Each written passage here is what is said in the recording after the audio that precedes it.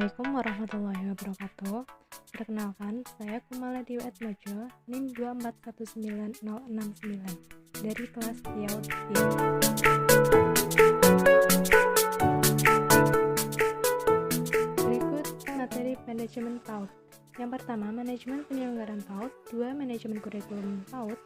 Manajemen pengelolaan pembelajaran PAUD. Manajemen penilaian PAUD.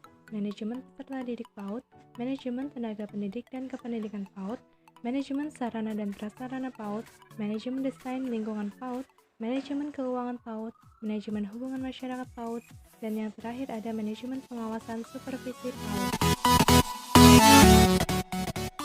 1. Manajemen penyelenggaraan PAUD. Persyaratan umum pendirian PAUD. 1. Kurikulum. 2. Peserta didik atau anak didik. 3. Tenaga kependidikan. 4. Sarana dan prasarana. 5. Pembiayaan pendidikan. Dan 6. Sistem evaluasi. Mekanisme pendirian PAUD. Mekanisme ini akan berjalan ketika semua persyaratan umum sebagaimana dijelaskan di atas telah terpenuhi. Setelah semua persyaratan umum telah dipenuhi, dari pihak pendiri atau yayasan hendaknya konsultasi dengan dinas pendidikan setempat untuk bertanya mekanisme teknis yang harus dipersiapkan dalam memperoleh izin penyelenggaraan. Beberapa persyaratan teknis yang telah dipenuhi diantaranya sebagai berikut. 1. Surat domisili. 2. Program kerja PAUD selama 1 tahun pelajaran. 3. Surat persetujuan masyarakat setempat. 4. Surat rekomendasi iuran. 5. Rekomendasi dinas pendidikan kecamatan. 6. Rekomendasi camat dari dinas kecamatan setempat. 7. Akta yayasan penyelenggara.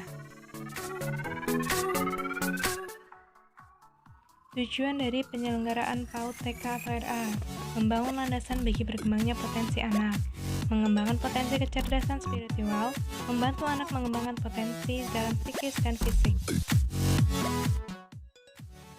Struktur kelembagaan PAUD. 1. Pendidik. 2. Anak usia dini. 3. Kurikulum. 4. Masyarakat. 2. Manajemen kurikulum PAUD. Kurikulum adalah seperangkat rencana dan pengaturan mengenai tujuan, isi, dan bahan pelajaran, serta cara yang digunakan sebagai pedoman penyelenggaraan kegiatan pembelajaran untuk mencapai tujuan pendidikan tertentu. A. Tujuan manajemen kurikulum. Perencanaan, mengatur bahan pelajaran yang terdapat dalam kurikulum, pelaksanaan kurikulum, pengawasan kurikulum, evaluasi kurikulum. Kurikulum 2013. Kurikulum 2013 pendidikan anak usia dini merupakan kurikulum yang berbasis kompetensi. Proses pembelajaran yang dilakukan diarahkan untuk tercapainya kompetensi sikap spiritual, sikap sosial, pengetahuan, dan keterampilan, melibatkan 6 aspek perkembangan secara terpadu. Manajemen pengelolaan pembelajaran PAUD. Pengelolaan pembelajaran adalah sebuah kegiatan untuk mengendalikan aktivitas pembelajaran berdasarkan konsep dan prinsip pembelajaran untuk mencapai tujuan pembelajaran yang telah ditetapkan. Prinsip-prinsip pembelajaran anak usia dini yaitu 1. Interaktif, 2. Inspiratif, 3. Menyenangkan, 4. Menantang, 5. Motivasi. Jenis-jenis strategi pembelajaran anak usia dini adalah 1. Kriteria pemilihan strategi pembelajaran AUD. 2. Strategi pembelajaran langsung. 3. Strategi pembelajaran tidak langsung. 4. Strategi pembelajaran interaktif. 5. Strategi pembelajaran empirik. Dan 6. Strategi pembelajaran mandiri. Proses pembelajaran PAUD. Proses pembelajaran yang ada di PAUD merupakan proses belajar sambil bermain. Karena usia dini belum bisa menerima pelajaran teori secara langsung, akan tetapi pelajaran yang diselipkan dalam sebuah permainan. Menyusun perencanaan pembelajaran PAUD, ada program tahunan, program semester, program mingguan, program kegiatan harian. Beberapa alat penilaian pembelajaran pada pendidikan anak usia dini yaitu observasi, catatan anekdot, percakapan, penugasan, unjuk kerja. Manajemen peserta didik lembaga PAUD. Manajemen peserta didik merupakan upaya memberikan layanan sebaik mungkin kepada peserta didik sejak proses penerimaan sampai saat peserta didik meninggalkan lembaga karena sudah lulus atau tamat mengikuti pendidikan pada lembaga pendidikan tersebut. Tujuan manajemen peserta didik PAUD. Manajemen peserta didik bertujuan untuk mengatur kegiatan-kegiatan peserta didik agar menunjang proses pembelajaran di PAUD, sehingga proses pembelajaran dapat berjalan dengan lancar, tertib, teratur, dan dapat memberikan kontribusi bagi pencapaian tujuan pembelajaran dan tujuan PAUD secara efektif dan efisien. 5. Manajemen penilaian PAUD. Penilaian pada PAUD berfokus pada perkembangan dan kemampuan belajar anak. Zahro menjelaskan bahwa penilaian dilakukan pada seluruh aspek perkembangan, seperti nilai agama dan moral, perkembangan sosial emosional, perkembangan bahasa, perkembangan kognitif, perkembangan fisik dan motorik, perkembangan seni. Tujuan manajemen penilaian PAUD: 1. Untuk merencanakan pembelajaran individual kelompok agar dapat berkomunikasi dengan orang tua. 2. Mengidentifikasikan anak yang memerlukan bantuan atau layanan khusus. Yang ketiga, mengevaluasi apakah tujuan pendidikan sudah tercapai atau belum. Prinsip-prinsip penilaian PAUD: mendidik, berkesinambungan, objektif, akuntabel, sistematis, transparan, menyeluruh. 6. Manajemen tenaga pendidik dan kependidikan PAUD. Manajemen pendidikan dapat diartikan sebagai seluruh proses kerjasama dengan memanfaatkan sumber personil dan material yang tersedia dan sesuai untuk mencapai tujuan pendidikan yang telah ditetapkan secara efektif dan efisien. A. Pengadaan tenaga kependidikan. 1. Pengumuman. 2. Pendaftaran. 3. Seleksi atau penyaringan. 4. Penyaringan administratif. 5. Ujian atau tes. 6. Pemeriksaan medis atau kesehatan calon. 7. Pengumuman. 7. Manajemen sarana dan prasarana PAUD. Manajemen sarana dan prasarana adalah segenap proses pengadaan dan pendayagunaan sarana dan prasarana agar mendukung tercapainya tujuan pendidikan secara tepat guna dan tepat sasaran. Sarana pendidikan terdiri dari 3 kelompok besar, yaitu bangunan dan perabot sekolah, alat pembelajaran yang terdiri dari pembukuan dan alat-alat peraga dan laboratorium. Yang terakhir adalah media pendidikan yang dapat dikelompokkan menjadi audiovisual yang menggunakan alat penampil dan media yang tidak menggunakan alat penampil. Sarana prasarana pembelajaran indoor. Balok dengan berbagai ukuran, balok yang terbuat dari gabus, benda-benda berbentuk geometri, papan berwarna-warni dengan beraneka ragam bentuk, dan berbagai gambar bertema. Sarana prasarana pembelajaran outdoor. 1. Kursi jungkit yang menyerupai kuda-kudaan. 2. Ban mobil bekas yang sudah dicat untuk digelindingkan. 3. Ayunan kursi. 4. Bola dunia. 5. Anyaman. 6. Terowongan buatan.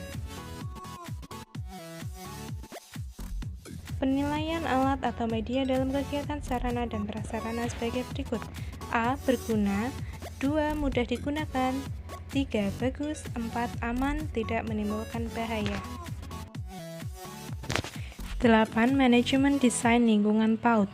Lingkungan PAUD didesain berdasarkan pemahaman terhadap semua unsur kepautan, yaitu kurikulum, proses pembelajaran, tumbuh kembang anak, dan lainnya. Konsep desain lingkungan PAUD dengan landasan filosofis yang kuat sangat dibutuhkan khususnya dalam penataan ruang, pemetaan fungsi lahan, tata letak bangunan, dan sebagainya. Lebih dari itu, hiasan khususnya sangat membutuhkan desain yang berdasarkan pemikiran filosofis yang mendalam. Nah, untuk dapat mendesain lingkungan PAUD yang syarat dengan pemikiran filosofis, diperlukan sejumlah artistik yang sesuai dengan ruang dan lahan yang ada, serta kebutuhan penggunaan dalam pembelajaran. Dengan demikian, penataan lingkungan PAUD tidak sekedar indah di mata, tetapi berfungsi secara maksimal tanpa mengurangi keindahan lingkungan. Manajemen keuangan PAUD. Tujuan manajemen keuangan di lembaga pendidikan adalah untuk mengatur sedemikian rupa sehingga semua upaya dalam perolehan dana dari berbagai sumber dapat dilakukan dengan baik. Sumber dana yang dimaksud di sini antara lain berasal dari pemerintah, yayasan, atau pihak lainnya. Perencanaan keuangan PAUD. Tugas manajer keuangan sekolah berkewajiban untuk menentukan keuangan sekolah, cara mendapatkan dana untuk infrastruktur sekolah, serta penggunaan dana tersebut untuk membiayai kebutuhan sekolah. Kompensasi yang harus dimiliki manajer keuangan. Seorang manajer keuangan harus mempunyai pikiran yang kreatif dan dinamis. Adapun yang harus dimiliki oleh seorang manajer keuangan yaitu strategi keuangan, antara lain strategi planning, strategi manajemen, dan strategi thinking.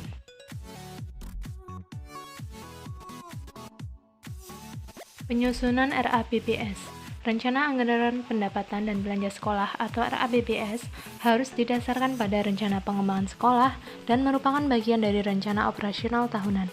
RAPBS meliputi penganggaran untuk kegiatan pengajaran, materi kelas, pengembangan profesi guru, renovasi pengembangan sekolah, pemeliharaan buku, meja, dan kursi. Pengelolaan dan penggunaan keuangan PAUD.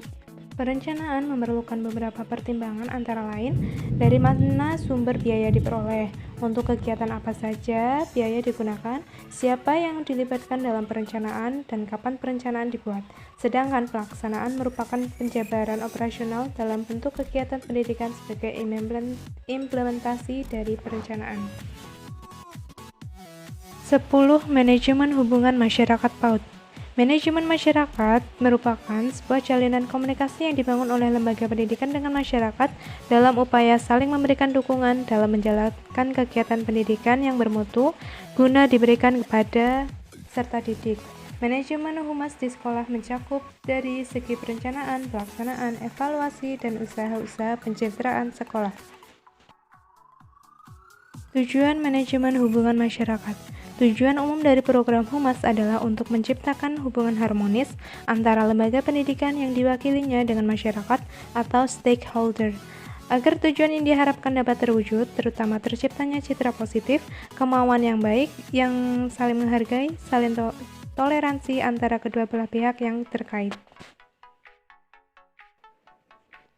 Ruang lingkup manajemen hubungan masyarakat. Yang pertama, pengelolaan dan pengumpulan data. 2. Penerangan. 3. Publikasi.